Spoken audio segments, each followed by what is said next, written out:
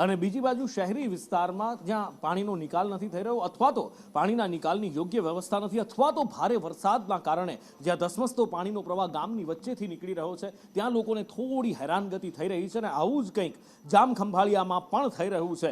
જી હા, દ્વારકા જિલ્લાનું જામખંભાળિયા શહેર પાણી થઈ ગયું છે। 2.5 ઇંચ વરસાદ વરસ્યો છે અને 2.5 ઇંચ વરસાદમાં જામખંભાળિયામાં કોઈ પણ રસ્તા પર તમે જાઓ આવા જ દ્રશ્યો જોવા મળી રહ્યા છે। ક્યાં કેવો વરસાદ અને લોકોને હાલાકી, ખેડૂતોની કેવી ખુશી, જયસુખ પાસેથી જાણીએ। જયસુખ, નકુલ, વાત કરવામાં આવે તો જામખંભાળિયા પંથકમાં સવારથી ધીમી ધારે વરસાદ શરૂ થયો હતો, ત્યારે બપોરના સમયે તો વરસાદે તોફાની બેટિંગ શરૂ કરતા માત્ર 2 કલાકમાં જ પાણી કરી દીધું હતું અને 1.5 થી 2 ઇંચ વરસાદ ખાબક્યો હતો।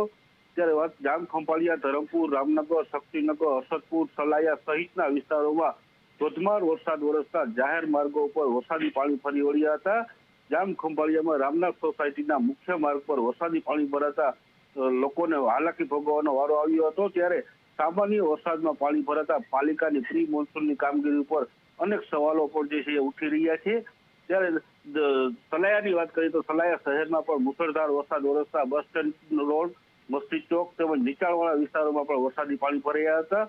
શહેરના મુખ્ય માર્ગો પર પાણી ભરાતા વાહન ચાલકો અને રાહદારીઓને પણ ભારે હાલાકી ભોગવવાનો વારો આવ્યો હતો। જી નુપુર, સામાન્ય લોકોને હાલાકી ભોગવવી પડી રહી છે અને આમ પણ જામખંભાળિયાનો વિસ્તાર એવો છે કે જ્યાં આજુબાજુનું પાણી પણ આવતું હોય છે અને શહેરનું પાણી પણ ભરાતું હોય છે। થોડા સમય પહેલા જ્યારે આરસીસી રોડ નહોતો બન્યો ત્યારે દ્વારકા જવાનો હાઈવે પણ પાણી થઈ જતો હતો અને અનેક મુશ્કેલીઓ લોકોને વેઠવી પડતી હતી, પણ એ જે હવે હાઈવેની મુસીબત દૂર થઈ છે, લોકો એવું ઈચ્છી રહ્યા છે કે એવી જ મુસીબત શહેરની પણ દૂર થાય અને જોઈએ કે હવે 2.5 ઇંચ વરસાદમાં જો શહેર પાણી થઈ જતું હોય તો એ વ્યવસ્થા કેવી કહેવાય, એવું લોકો પૂછી રહ્યા છે।